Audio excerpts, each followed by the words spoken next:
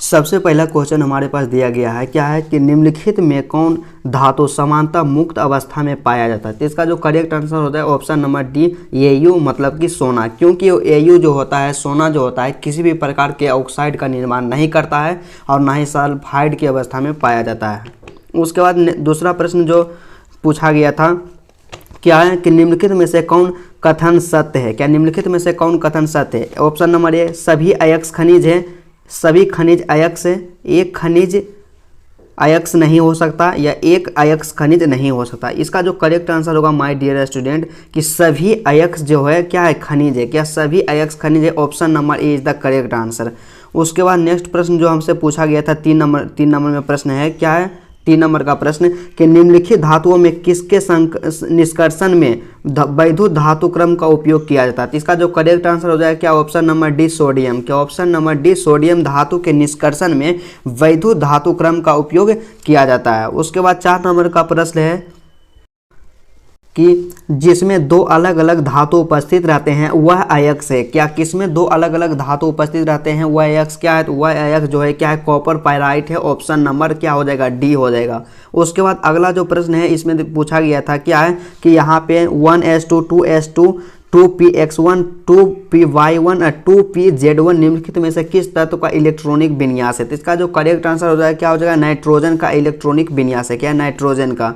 उसके बाद नेक्स्ट प्रश्न है 6 नंबर का प्रश्न है, क्या है कि निम्नलिखित में से कौन नाइट्रोजन का ऑक्साइड हंसने वाला गैस है। मतलब हंसने वाला गैस कौन सा होता है। तो हंसने वाला जो गैस होता है नाइट्रस ऑक्साइड होता है। Option B is the correct answer, 100% सही है। उसके बाद अगला जो प्रश्न था 7 नंबर का प्रश्न है, क्या है कि निम्नलिखित में किसकी बंध ऊर्जा सबसे अधिक होती है। तो इसको आप इसका सबसे एक सीरीज होता है। क्या सीरीज क्या होता है, सबसे पहले एस का होता है, उसके बाद क्या होगा SE, उसके बाद SE, उसके बाद जो होता है TE का होता है, TE और TE, इस तरह से उसका क्रम रहता है। तो सबसे ज़्यादा जो रहता है क्या होता है, SS का रहता है। ऑप्शन नंबर इसका करेक्ट आंसर हो जाएगा क्या, बी। ऑप्शन नंबर बी इसका करेक्ट है। उसके बाद नेक्स्ट जो प्रश्न है हमारे पास दिया गया था, क्या है कि NiCO में Ni की ऑक्सीकरण अवस्था होती है। तो Ni की जो ऑक्सीकरण अवस्था होती है 0 होती है। Option number A. उसके बाद अगला जो प्रश्न है 9 नंबर का प्रश्न है, क्या है इसमें कि जलीय घोल में निम्न में से किसका मोलर विद्युत चालकत्व सबसे अधिक होता है। क्या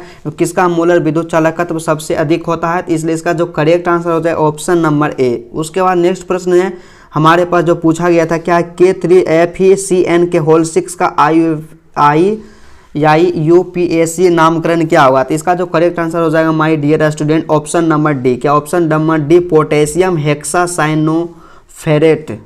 उसके बाद अगला जो प्रश्न है 11 नंबर का प्रश्न है और कई बार इसको हम बताएं, क्या है कि विटामिन B12 में उपस्थित रहता है। तो विटामिन B12 में उपस्थित रहता है कोबाल्ट। क्या कोबाल्ट विटामिन B12 में उपस्थित रहता है। उसके बाद अगला जो प्रश्न है 12 नंबर का प्रश्न है, क्या है कि NiC2O4 के होल 3 में Ni की समन्वय संख्या होती है। तो Ni की जो समन्वय संख्या होगी क्या होगी। तो इसका जो करेक्ट आंसर जो है ऑप्शन नंबर बी 6 हो जाएगा। उसके बाद नेक्स्ट प्रश्न जो हमारे पास पूछा गया था, क्या है कि यह एक इक्वेशन दे दिया है, इसका IUPAC नामकरण क्या होगा। तो इसका जो करेक्ट आंसर हो जाएगा my dear student option number C. क्या ऑप्शन नंबर सी इसका करेक्ट आंसर होगा 1-chloro-3 मेथिल ब्यूटेन। उसके बाद नेक्स्ट प्रश्न जो हमारे पास मतलब हमसे पूछा गया था, क्या है कि ये यहाँ पे इक्वेशन दिया, समीकरण दिया, उसके बाद निम्नलिखित में से किस प्रकार की अभिक्रिया है। तो यह जो अभिक्रिया है यहाँ पे क्या है, नाविक स्नेही विस्थापन। क्या नाविक स्नेही विस्थापन। ऑप्शन नंबर बी 100% करेक्ट है। उसके बाद अगला जो प्रश्न हमारे पास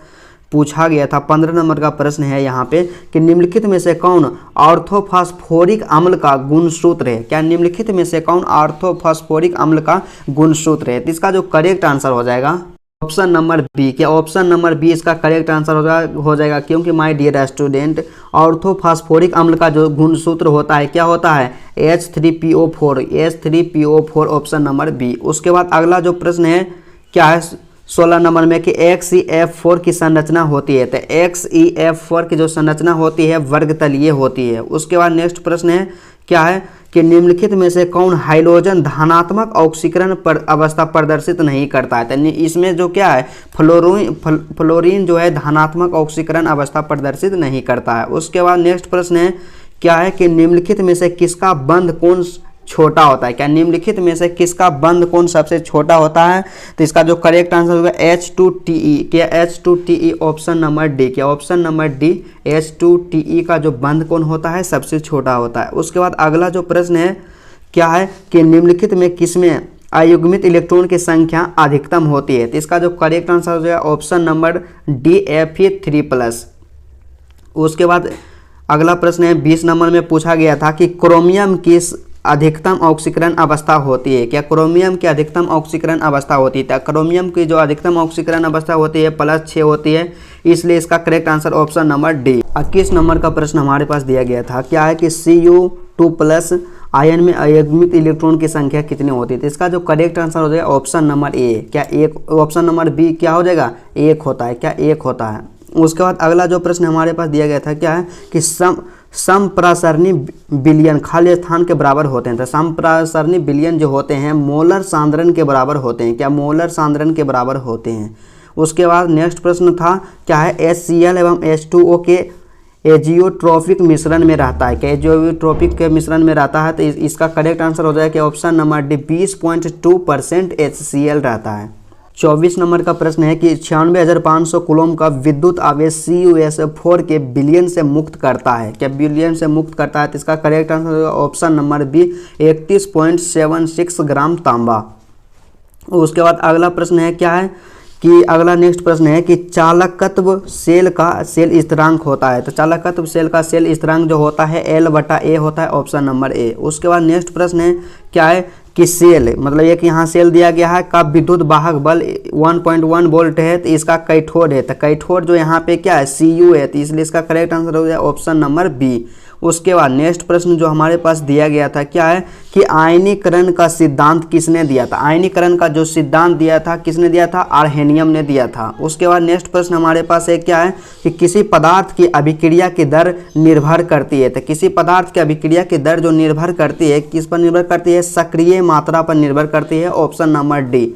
उसके बाद नेक्स्ट प्रश्न हमारे पास है क्या है कि निम्नलिखित में किस एल्किल हैलाइड का जलांश SN1 क्रिया के द्वारा होता है? कि SN1 क्रिया के द्वारा होता है, तो इसका जो करेक्ट आंसर हो जाए ऑप्शन नंबर डी क्या हो जाएगा CH3CX। उसके बाद नेक्स्ट प्रश्न जो हमारे पास दिया गया था अगला प्रश्न है कि क्लोरोफॉर्म जिंक और जल के साथ अवकरण से बनाता है? तो क्लोरोफॉर्म जो जिंक और जल के साथ अवकरण से बनाता है मेथेन बनाता है, ऑप्शन नंबर डी। उसके बाद नेक्स्ट प्रश्न है हमारे पास दिया गया था क्या है कि जब एथिल ब्रोमाइड की अभिक्रिया सूक्ष्म सिल्वर की ऑक्साइड से कराई जाती है तो बनता है? क्या तो बनता है? तो इसका जो करेक्ट आंसर जो हो जाएगा option number A die ethyl ether का निर्माण होता है। उसके बाद नेक्स्ट प्रश्न है क्या है कि ल्यूकास अभिकर्मक क्या है? इसका सॉल्यूशन कई बार करवाए हैं। तो ल्यूकास अभिकर्मक जो है क्या है अनाद्र ZnCl2 एवं सांद्र HCl है, ऑप्शन नंबर बी क्या है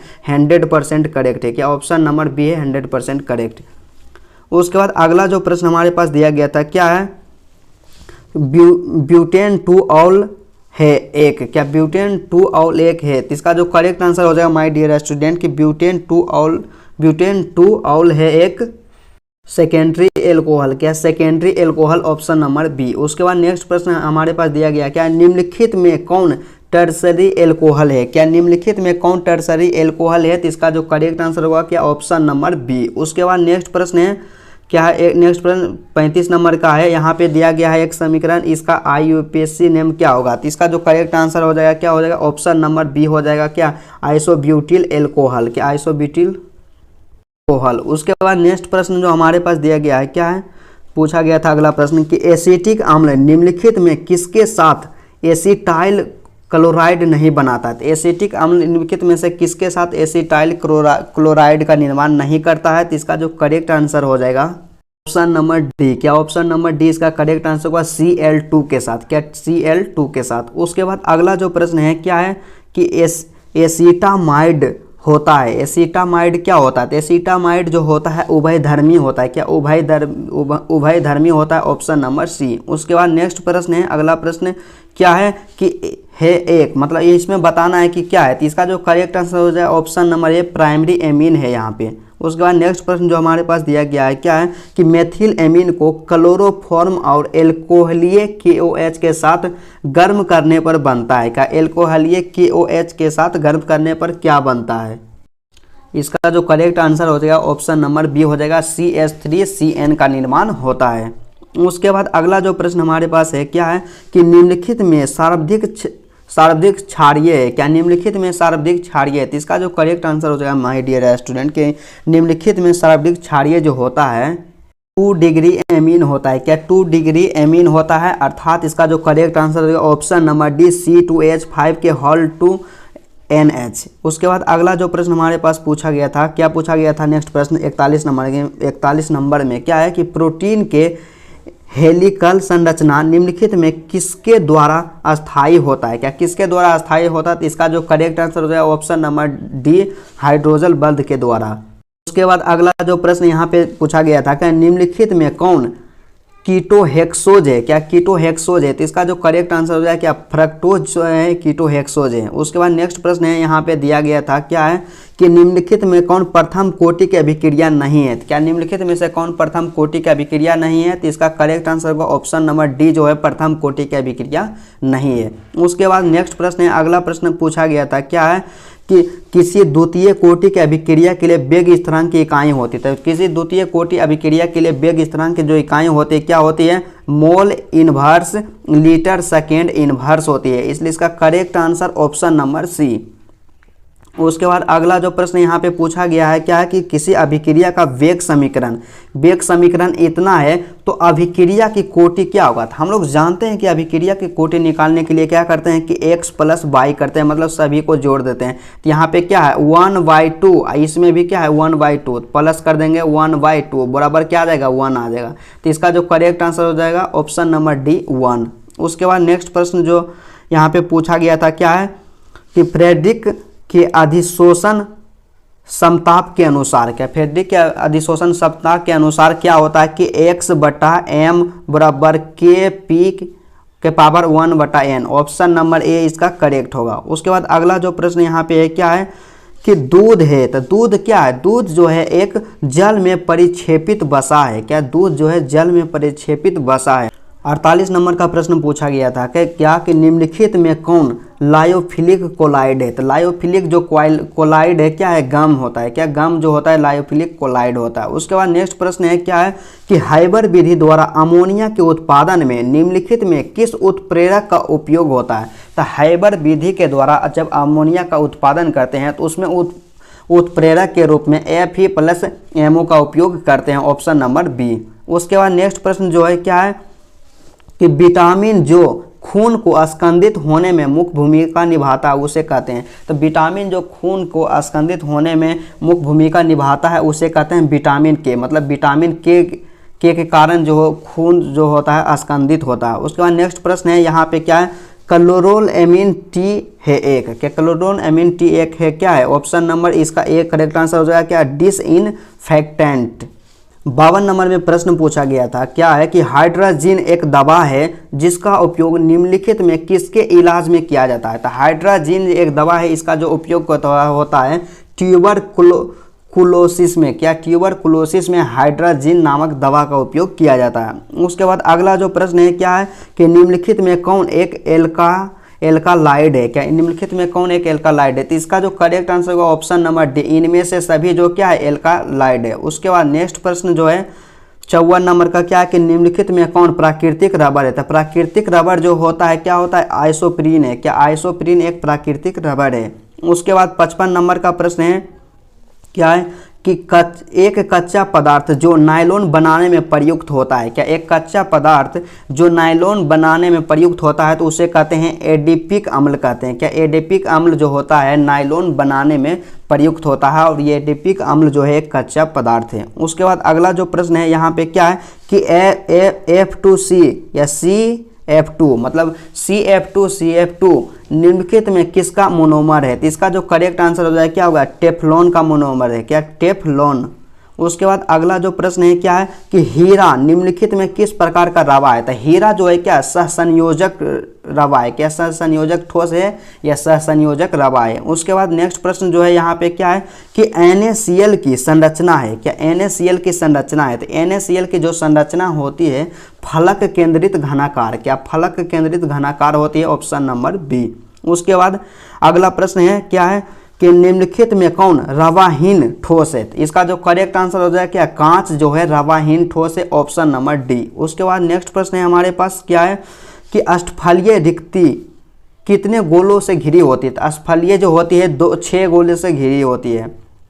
उसके बाद नेक्स्ट प्रश्न हमारे पास पूछा गया था, अगला प्रश्न क्या है कि किसी विलयन के सांद्रण को व्यक्त करने का कौन सा तापक्रम पर निर्भर नहीं करता। मतलब इनमें से कौन जो है जो ताप पर निर्भर नहीं करता, मोलरता है या नॉर्मलता है या फॉर्मलता है या मोलता है। तो इसमें जो करेक्ट आंसर हो जाएगा ऑप्शन नंबर डी, क्योंकि मोलता जो होता है ताप से अप्रभावित होता है, ताप का इस पर कोई प्रभाव नहीं पड़ता है। उसके बाद नेक्स्ट प्रश्न जो हमारे पास दिया गया था 62 नंबर का क्या है कि निम्नलिखित में कौन राउल्ट नियम से धनात्मक विचलन दर्शाता है। क्या निम्नलिखित में कौन राउल्ट नियम से धनात्मक विचलन को दर्शाता है।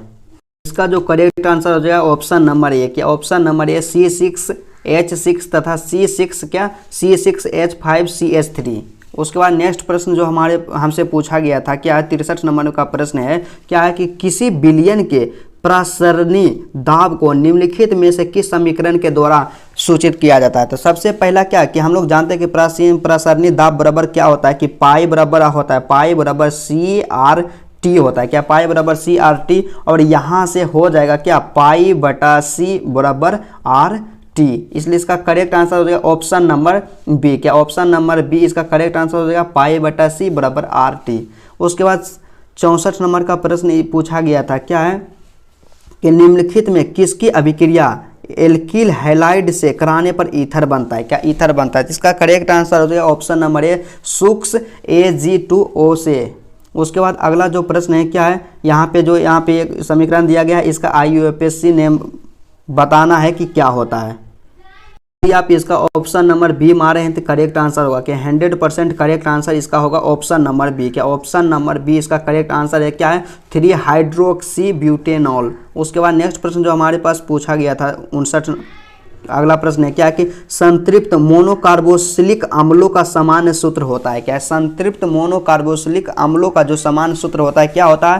तो इसका जो सामान्य सूत्र होता है क्या होता है CnH2NO2 होता है। इसलिए इसका करेक्ट आंसर देखिए कहाँ है, ऑप्शन नंबर बी इसका करेक्ट आंसर हो जाएगा।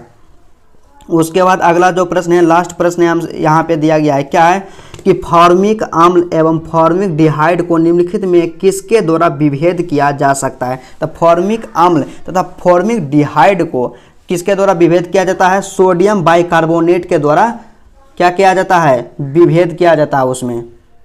तो इस तरह से हम लोग 70 में क्या टोटल 70 प्रश्नों का सही आंसर देख लिए। आप लोग कमेंट करके बताइएगा कि आपका कितना सही हुआ। तो चलिए आज का क्लास यहीं तक रहता है, फिर आपसे मिलते हैं नेक्स्ट वीडियो में।